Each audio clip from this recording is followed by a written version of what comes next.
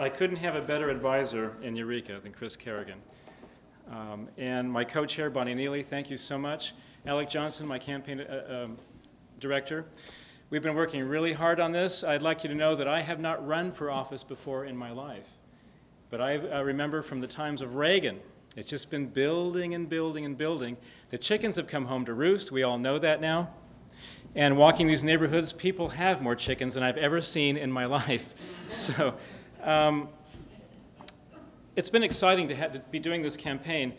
But first I'd like to announce that we have been endorsed by the largest union federation in Humboldt County, the Central Labor Council.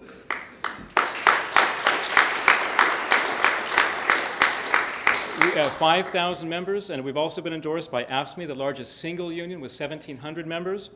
We've been endorsed by the Humboldt County Democratic Central Committee, the Humboldt County Green Party.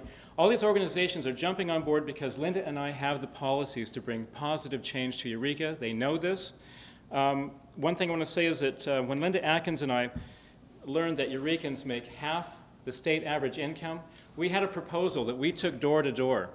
And I can't tell you how wonderful it was to hear the responses from so many people. Yes, it's about time. We want to raise it $1 an hour. That's like $1,000 in people's pockets for half-time work. That's a choice between food and medicine for a lot of people. We want to tie it to 25 or more employees so we don't hurt small business, local businesses. And we want to tie it to inflation so that we don't keep falling behind. Since 1968, the minimum wage has not increased adjusted for inflation. If it had, it'd be over $10 an hour right now. There are 140 cities in the United States that have a living wage ordinance, and every one of these experienced a boom in the economy. 25 of those are here in California. Sebastopol and Sonoma are the closest. A living wage is 2 to 3 times higher than a minimum wage. But that's the direction we want to head. We're going to start off with the minimum wage right now. The city needs to have a prevailing wage ordinance. I hear a lot of people talk in the community about how we don't have jobs for our young people and they're having to leave. Well, we can start right at City Hall with a prevailing wage and make sure they get apprenticeship training right here in the city. According to the Labor Department statistics, since 1950, almost every minimum wage increase has resulted in lower unemployment. Despite all this evidence, all the overwhelming evidence, our opponents keep repeating the same old Republican lie, that it's a job killer. They just keep repeating it over and over and over again. But just like the automakers, if you remember far enough back, the seat belts. Oh, we're going to go bankrupt. The airbags, we're going to go bankrupt. The air pollution controls, we're going to go bankrupt. None of that was true. For 35 years, here in Humboldt County, I have observed Eureka's same trickle-down Republican laissez-faire economic development failures. I call it social engineering by the highest bidder. Saturating our small community with low-wage retailers, auctioning off our public spaces, rezoning properties at the whim of connected individuals, allowing haphazard development and urban sprawl that diminishes our neighborhood, the quality of life, our property values, and our tax base.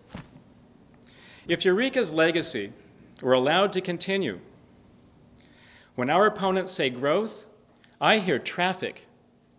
When they say growth, I hear special favors. When I hear them say growth, I hear sprawl. When they say growth, it means failed infrastructure. That's where we're at today. When our opponents say economic development, this means more low-wage national retailers, failed tax revenues, and diminished public safety budgets. The only growth that their trickle-down values have delivered us are growth in poverty, crime, drug abuse, and homelessness. For most of my life here in Humboldt County, which is most of my life, I have listened to the local Republicans publicly demand economic self-reliance from the poor and the homeless. We've heard this over and over again. Why aren't they more self-reliant? They should be more self-reliant.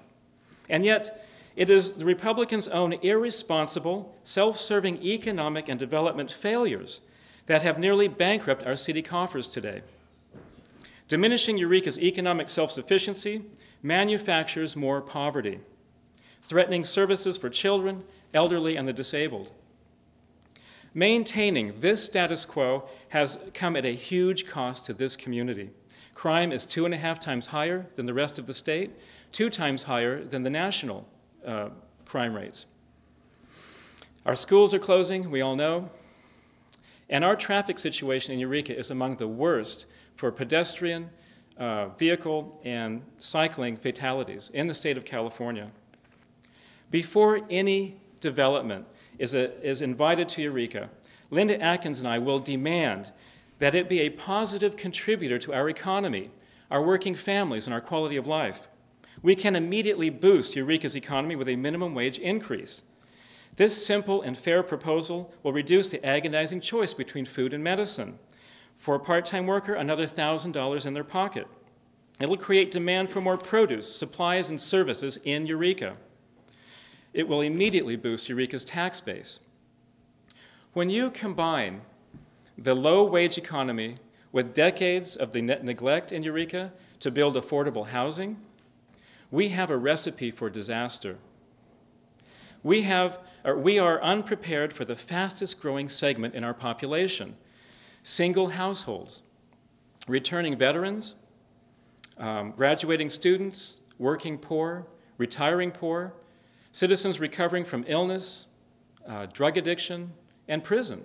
This is the fastest growing population right now, and we're not ready. We don't have the single room occupancy we need right now in Eureka, a place where people can get started again, to gather some capital so they have an interest in their community. They have to have a little egg nest and to be able to grow that somehow. If we're going to be serious about addressing poverty, homelessness, crime, and drugs, and the halfway houses, we must finally begin to require the construction of affordable downtown housing, one of the fundamental tenets of civilization. Make no mistake, high rents and low wages are mission accomplished. It benefits Eureka's national retailers, developers, and housing speculators. These are the kinds of special interests that were most likely to have projects before Linda and I at City Hall. And these are the people that are donating to our Republican opponents. But affordable housing is not enough. Before fuel and energy prices inevitably increase again, the city of Eureka must lead the way towards economic independence. And having been a business owner in Eureka for many years, I know how hard it is to start local business. We can turn that around, and I'll talk about that in just a second. We must begin utilizing our wealth of regional resources to lay the groundwork for manufacturing many of the skyrocketing products that we're importing unnecessarily. If you notice in the stores, they're going up and up and up. Having to haul the stuff from China is going to become even more difficult as years go by. We are considered an agricultural area in Humboldt County, but we import 80% of our food. How many of you would run downtown right now and buy a Humboldt label shirt, made here, the Humboldt label? Wouldn't that be great? All the other textiles we could be making. We could have some sheep again. We used to have so many sheep in Humboldt County. We used to have a woolen mill down here. We need to start doing things. We can do so many things to turn this economy around. And I've been doing some traveling, and it's amazing how many people in the world know Humboldt County. And you know why. But it doesn't matter. They know us, and if they see the Humboldt label, they're going to buy that thing. We've got to build up our local economy to an export level, and we can do this. It's been done over and over again around the world.